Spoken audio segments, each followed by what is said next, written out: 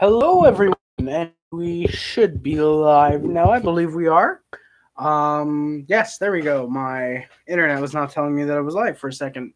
So the Montreal Canadiens, they played at home tonight, and they beat the Anaheim Ducks, or the former Mighty Ducks of Anaheim. This game was legendary. Linebot, I agree. It was absolutely amazing. Just for me to let some people come in before I get into the stats and whatnot. But yeah, this game was very, very good, and I just realized I was trying not to do this, but I forgot to do it. Weber is in fact still injured, or he is. This is my 2021 stream video being it. Hey, nice Linebot. If you're keeping track of that, that's awesome. Thank you very much. I appreciate it. So if you're new here, I talk about the stats on the board, and then I talk about the actual game. If you are someone who's been here before, then you should know this by now. So Tomas Tatar leads the team with 20 goals, 31 assists, 51 points. Philippe Deneau, 12 goals, 26 assists, 38 points. Brendan Gallagher, 18 goals, 20 assists, 38 points. Max Domi, 13 goals, 23 assists, 36 points. Jeff Petry, 8 goals, 27 assists, 35 points. Shea Weber, who is sadly injured as of today, 13 goals, 21 assists, 34 points. Nick Suzuki, who is looking to be in that Calder race, he absolutely is. 11 goals, 23 assists, 34 points. Yoel Armia, 14 goals, 13 assists, 27 points. Rick Nelson, how's it going, brother? GG indeed. Good game. James Berry, glad you agree. I saw your Sens lost today, right? Lost to the Avs, I think. Arturi Lehkonen, 12 goals, 12 assists, 24 points. Ilya Kovalchuk, 8 goals, 12 assists for 20 points. He's looking incredibly good with the Canadiens, increasing that trade value if we do decide we're out of it, but I don't know if we will. Nick Cousins with 8 goals, 11 assists, 19 points. Hey, Habs guy, how's it going, brother? Victory evening, man, Habs guy. Victory indeed, brother. What are your thoughts on the Toronto LA trade? I think it's great. It's a win right now for Toronto. The only way it wouldn't be a win, in my opinion, is if the Kings, those third round picks become big superstars. Honestly, like that'd be the only way the Kings win this trade. Because Trevor Moore, honestly, in my opinion, the Leafs didn't really need him. He's like a Matt Martin type, but even then, Matt Martin we didn't really need. Jack Campbell, if he resigns with the Leafs, he's looking to be a really, really good backup for them. Definitely an improvement over Hutchinson, in my opinion. And Kyle Clifford is a bottom six guy that is very cheap. He's on an expendable deal. Campbell's on a very expendable deal. Clifford, with 50% of his salary being retained by LA, first of all, that's a great bargain. First off, I'm pretty sure that's one of the third round picks. It was like, okay, we'll throw in a third rounder, or if you want this third rounder, you got to retain 50% of his salary or whatever. The conditions are a little iffy. The third, I believe, then 2021 becomes a second rounder if Leafs make the playoffs and Campbell resigns, or if Clifford resigns. I think it's the two, or it's one or the other. Literally, how many points until playoffs? 7 points somewhere in the playoffs. If you look in the description, James, you would see that. Habs got a great channel. Yeah, Habs guy, I agree. He has a fantastic channel. One of my favorite hockey channels, honestly. He's a great YouTuber, and he deserves way more subs than he has right now. Nick Cousins, 8 goals, assists, 19 points. Ben Sherratt, 7 goals, 10 assists, 17 points. Jonathan Drouin, who is sadly still injured, 7 goals, 8 assists, 15 points. Thank you, Harry. 5. There you go. All right, here we go. I'm going to try and hurry this along. Apparently, there's a snowstorm, and my internet just went out for like a second. Did you get snow today? I did. I want to say we got about 5 or 6 inches of snow, more or less. Jordan Wheel, sadly still injured. Jesperi Kotkaniemi, who is in the minors, 6 goals, 2 assists, 8 points. Brent Kulak, 6 goals. You have a good deal or no deal, Linebot? Paul Byron, who's sadly still injured, 1 goal, 3 assists, 4 points.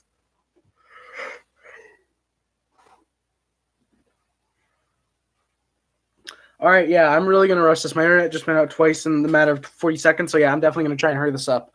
Paul Byron, 1 goal, 3 assists, 4 assists. Same thing as Dilwys, except Byron is still injured. Ryan Paling, who is out with the flu tonight, sadly, 1 goal, 1 assist, 2 points. Same with Kristen Folin, except he was in the lineup.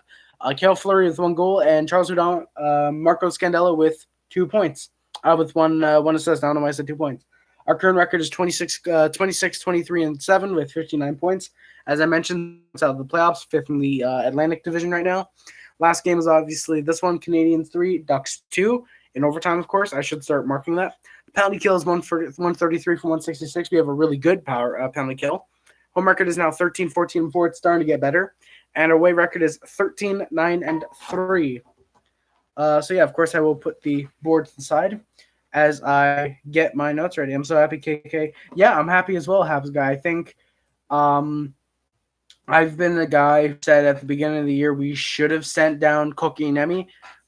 He needs to dominate the league and get his confidence back. I agree. And having played the NHL game, going back and playing in Laval is much better for him right now, so he can get his confidence back and dominate and be like, I'm ready to come up to the NHL again. I'm ready to dominate. And then boom, he could potentially become from 8 points. He could potentially have 20 or so points at the end of the season, I think, if we were to call him back up. Though I don't know, if we're not a playoff team, I think the better thing would be to leave him down in the minors for now and just dominate down there. But yeah, like I said, I'm glad Kotkaniemi's been doing well in the AHL. I think he had 2 points in the last game. Deal or no deal to Habs. Michael Hutchinson, a 6. To Toronto, 4th this year and 5th next year. No deal. I only say no deal because we don't need a backup. We have Caden Primo, and we have Charlie Lindgren. And it'd basically be the 6 we want. And a 4th, probably not worth it. And a 5th, probably not worth it for Hutchinson at least. But that is a trade. I do agree. Yep, Metal Clan Habs leave Saturday, and I will, as long as there's no snow on Saturday, which I'm really hoping there's not, as long as there's no snow on Saturday, I will absolutely be streaming during the game. I will be, or at least doing my best to stream during the game. Yeah, I usually watch the games with my dad as of the past few months, but I will be doing my best to stream during, and of course, the Bruins next week as well. Thoughts on Jake Evans tonight? I missed half the game. Jake Evans looked incredibly well, in my opinion. He looked NHL ready, in my opinion, and I think tonight, I don't want to say it's a coming out party because he didn't get any points, sadly. But I really think, but Jake Evans definitely NHL ready, and I think he could potentially over a spot from like a Nate Thompson next season, or even as early as this season if touchwood hopefully it doesn't happen, but someone like a Nate Thompson gets injured or sick with the flu, because apparently every Canadiens player is getting the flu recently. But Jake Evans could definitely push for an NHL spot next year, 4th, 3rd line, maybe even 2nd line if he plays incredibly well. But I do definitely think that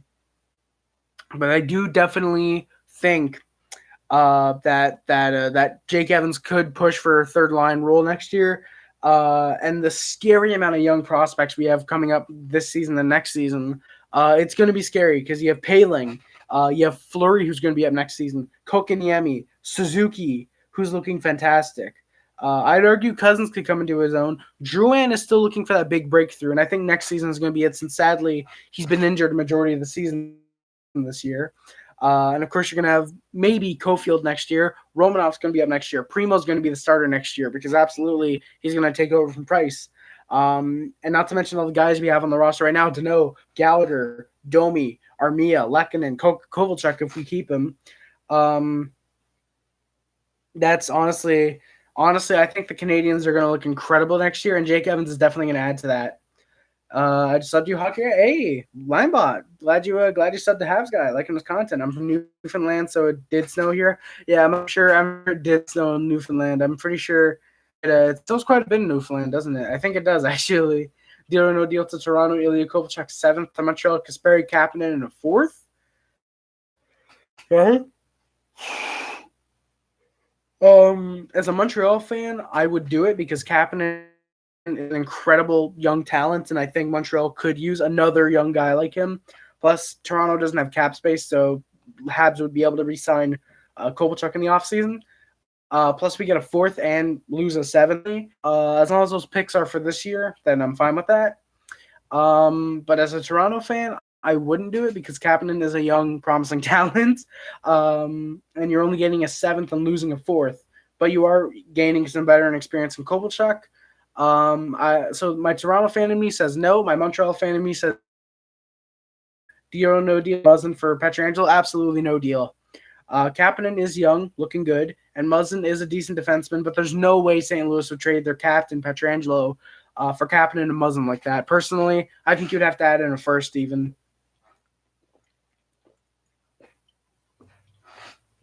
Sorry, just finishing off my Pepsi. I guess I don't have to rush because touch wood, I haven't had any disconnections. So before the game, Weber was out with the flu. Tatar and Paling would be game time decisions as Xavier Ouellette and Jake Evans were called up. Drouin is also apparently very close to returning, as I've heard. So Drouin hopefully should be back in the next week. Fingers crossed. I know we said he would be back after the All-Star break within the week, but apparently that's sadly not looked to be the case. But who knows? Maybe Drouin.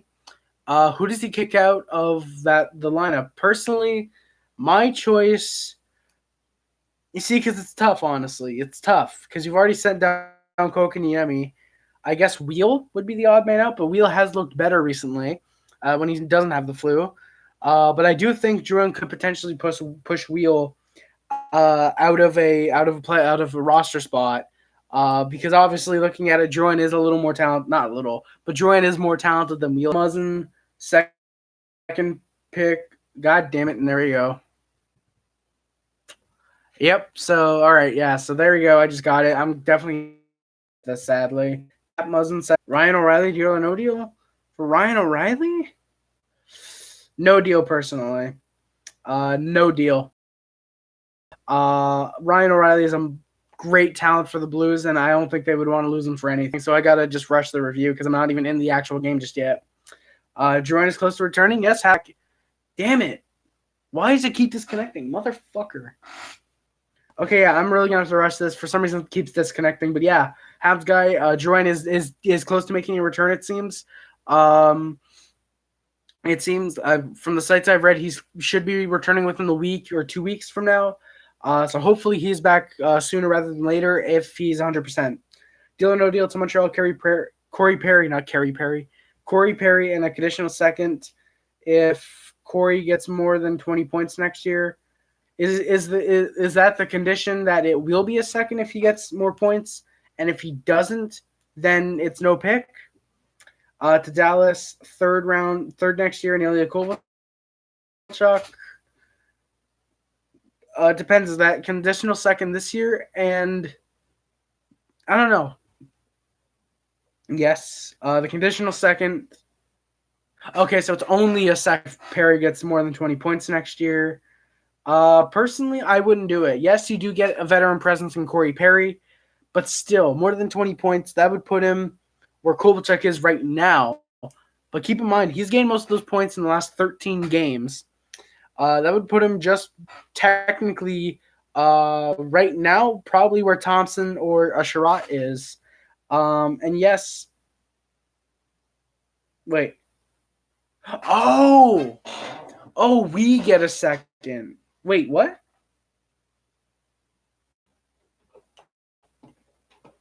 Keep talking as if the connection. There we go. Okay. Sorry for the delay, guys. Weather's bad really right now. So yeah, I'm gonna rush this. But yeah, if this year if Perry gets okay, Montreal would get a second. If Perry gets 20 or more points, then absolutely I would do that because I think Perry can definitely get more than 20 points next year. Plus, we're only giving up a third next year. And Ilya Kovalchuk, which Kovalchuk, like I said, we can just re-sign in the offseason. And yes, Corey Perry's cap hit is quite a bit to chew, but again, and it's a good prospect, then I would absolutely do that personally.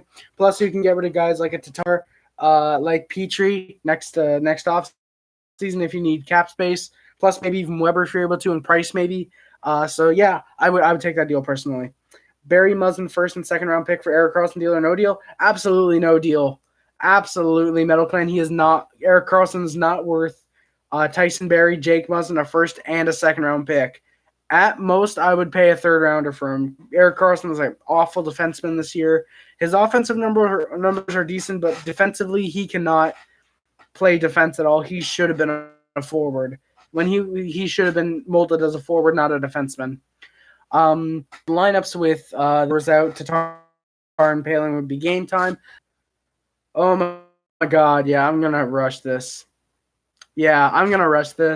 It's so annoying when it keeps disconnecting every 10 seconds.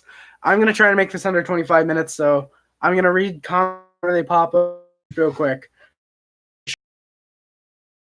Okay, so if you guys could let me know if you can hear me right now, that'd be great. Please let me know if you can hear me. God.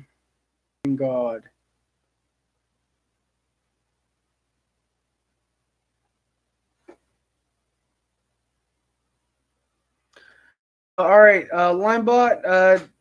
Fuck. All right, to Nashville, second next year, conditional third in 2020 if Matt gets more than 40 points. And Thomas Tatar to Montreal. Matt Shane to fifth. No deal. I don't want Matthew.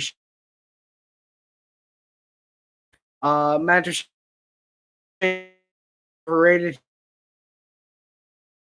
First line guy that we need, in my opinion. So personally, I wouldn't do that. So yeah, those were the lineups early on. Ducks went to the power play. Mete took a delay of game for knocking the net off. It was about 58 seconds in. Habs got a nice shorthanded chance early in the penalty kill with Thompson poke checking the puck away from the Ducks player, but was not able to get a shot off. Sadly, Habs then killed off the power play. 1-8 tonight, and then on his first NHL shift, first official because obviously he had some preseason shifts this past offseason. On John Gibson, but he can't bury it. Motherfucker, why do you keep disconnecting? God damn it. Holy shit, I'm genuinely getting pissed off that this thing keeps buffering. But it's a nice shot on John Gibson, but he isn't able to bury it. Just imagine 4 seconds, about 10 seconds into your first NHL shift, and he scores. That would have been insane. Nate Thompson then got a great chance 2-on-1, but he was not able to put it past Gibson either. Habs were playing well, but the Ducks were playing better in terms of shots. The Ducks were with his 11th of the year from Petry and Tatar. Suzuki is still my dark horse to win the Calder, honestly. He is, I believe they said after tonight, he's fourth in points for rookies this year. I honestly think he can definitely force his way into a third place in points and absolutely get noms for the Calder, in my opinion. I think he could definitely beat out Capo Caco and Jack Hughes, I think it is. Absolutely going to be Jack Hughes. Cale Makar and Capo Caco. I definitely think he could definitely get some nominations, in my opinion. So yeah, Suzuki scores his 11th of the year on a power play. Nice. And so the Canadiens are 1-for-1 in the PK. And that does it for the first period. It's 1-0 Habs. Shots are 14-7 Anaheim, though. The Habs are looking great early in the second period. They're really doing their best to get some shots off. And the Habs went to the power play again. It was Ryan Getzlaf called for slashing. Habs have some great chances, but they couldn't score in it. 1-for-2 in the PP tonight. Cale Makar is a great defenseman. I agree. He's absolutely great, the great defenseman for the Colorado Avalanche. Just one piece of an amazing core in Colorado that I definitely think they could potentially go to the Stanley Cup final this year, in my opinion. So yeah, the Habs went to the power play. Getzlaf got called for slashing. They got some great chances, but they couldn't score in it. 1-for-2 in the power play tonight. And the Ducks tied the game off. It was an awful play by everyone involved as Ricardo Kell got the goal to make it a 1-1 game. And I believe they said Andre Cash got an assist on that, so he's definitely upping his trade value if the Ducks want to make a move to sell him off, since he's a UFA after this season, I believe. The deal or no deal. The conditions are third, not second. Yeah, I know. Still, we're giving up a second. Yeah, I know. Still, we're giving up a second for Tomas Tatar, a third and Tomas Tatar, and potentially even a third for Matt Duchene and a fifth. I still wouldn't do it personally. Let's go Vegas. We in a spot. Hell yeah, let's go Vegas. I agree. Vegas, love Vegas. They're one of my favorite teams in the league right now. I've been a fan of them their entire run, their entire existence in the NHL. So, ship. Hey, Jesse, how's it going, brother? So yeah, it was an awful goal. That Price allowed an awful play for everyone involved, and it's 1-1. And just like that, a few minutes later, we have the lead again. Brendan Gallagher with his 18th of the year from Kovalchuk. Could have sworn Tatar got got an assist on that, but I guess he didn't. It's just Gallagher with his 18th of the year with Kovalchuk for his 12th assist of the year. And it's 2-1 Habs. And in the final minutes of the second period, number one Habs fan, the only person to not doubt the Habs. Hell yeah, Jesse. You're the only person not to doubt the Habs. So yeah, in the final minutes of the hockey game, or the final minutes of the second, Ducks were really looking to strike another goal. Price made some really good saves, though, and in the final minutes of the second, the Ducks were looking to strike. But heading into the second period, the score is 2-1. Harry going for the Leafs now. Yeah, I'm going for the Leafs and the Habs and the Knights and the Rangers and the Penguins. And, of course, everyone's favorite team, the Boston Bruins. So it's 2-1 Habs, and the shots are 25-17 Ducks. Price's stacking of the pass saves in the minutes of the third. That was absolutely insane. I was like, oh my God, there's no way Price just did that. Hashtag pay Price. Jesse, $10.5 million, still not worth it for Price, but he's playing like a $6-7 million goaltender. Early in the period, it was an awful goal for Price. It's a 2-2 hockey game. Foligno, you can't move Foligno on that goal. He had his guy. Price should have kept the 5-hole covered, but the stick just didn't. It's a goal. God awful. So it's a 2-2 hockey game, and the Habs got another power play. It was a flashing call to Nick Ritchie. I missed a power play somewhere in there, so they were actually 1 for 3 on the night, not 1 for 2. The Habs don't play too bad, but they couldn't convert into a goal. 1 for 4 on the power play now.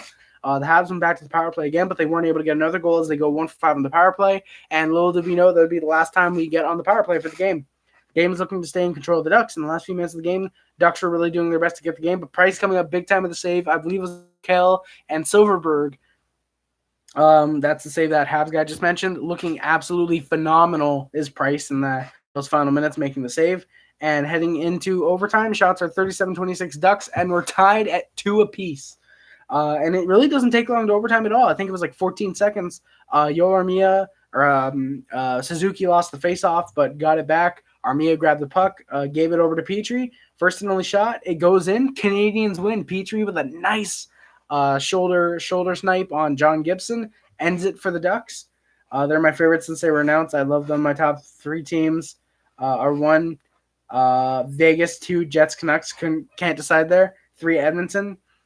Enough. I love Vegas. Hate the Jets. Love the Canucks. Hate Edmonton. So you got a love, hate thing for me going there with you, Linebot. That's pretty funny, honestly. But yeah, Petry with his 8th goal of the year officially passes Weber as our best defenseman and racking up his stock if the Canadiens do want to trade him. Petry scoring the winner really made him really made up. Yeah, it really did make up for a game full of giveaways for him. Petry did give up the puck quite a bit this game, as did the majority of the Canadiens. The majority of the Canadiens played well, but they did run into each other quite a bit. They gave up the puck a lot, which led to a lot of the shots for the Ducks. They're kind of tied. I don't blame you, Jets and Canucks. If they're tied for you, it's no worries. Personally, though, I would put the Canucks ahead of the Jets and Oilers. But of course, if you prefer otherwise, then that's perfectly up to you. That's up to you, really. But Habs guy, I do agree. Petry definitely made up for the giveaways he gave up during the game with the game winner. And lone assist, like I said, goes to Yul Armia on the goal. So Armia now with 27 points. And the Canadiens now have 10 players with 20 or more points. Cousins should get another point by the end of the season. So we should theoretically have 11 players. If Sherratt also gets more points, 12. Drouin going to get 20 points, at least 5 more points once he comes back. So we should have 13 players with 20 or more points this year. It just sucks that Drouin's been out. Weber's out now. We've lost Drouin for a good part of the season. Gallagher, Byron, Kokiniemi. We've lost a lot of guys that have been key elements to our team. And honestly, I think if we don't lose Drouin and Byron, especially Drouin, we're in a playoff spot right now. I think we have the extra 7 or 8 points, and especially those 2 8-game losing streaks for 16 total games. Honestly, if we don't lose those games and we say add those games to our wins, we have 70-something points. We have at least 70 points. 32 points. Let's say we didn't lose any in overtime. That means we should theoretically have roughly 30, because say 16 games, 32 points. Let's take out 36. We should technically have 78 points right now if we didn't lose all 16 of those games. To deal or no deal to Toronto first, second this year, and Dylan Larkin. To Red Wings, John Tavares. Personally, if I'm Toronto, I know this sounds incredibly insane, but I'm doing that as a good deal. Tavares, yes, he's played incredible for the Leafs, but you're getting Alexis Lafreniere, you're getting a decent second rounder, and you're getting Dylan Larkin. You're shedding a bit of cap, even though it's probably the wrong cap to shed with Tavares, but this year probably is not the year for the Leafs to win the Cup. If somehow they do win the Cup this year, that's awesome. Love the Wings, love the Leafs. But I think John Tavares going to the Red Wings would be good. And plus, they get the Leafs. The Leafs get Alexis Lafreniere. They get Dylan Larkin, who could definitely play the wing. And they get another second as well. So personally, I think I would actually linebot if I could modify that 2 firsts, 2 seconds, and Dylan Larkin for Tavares. The Atlantic is a crazy division, though. I do agree. because in there, who is it? Boston, Tampa, Toronto, Florida, Montreal, Buffalo, Detroit, and Ottawa. I think I just listed them in order. Yeah, it's Boston, Tampa Bay, Florida, Toronto, Montreal, Buffalo, Ottawa, and Detroit. So yeah, that division is stacked.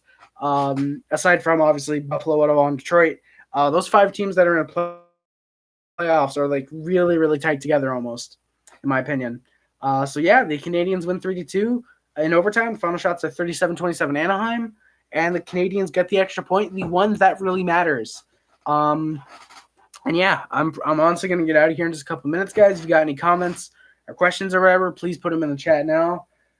Because I do not want Jack. Yeah, Eichel is pissed. I think he is going to request a trade either this year, or if he wants to give it another year.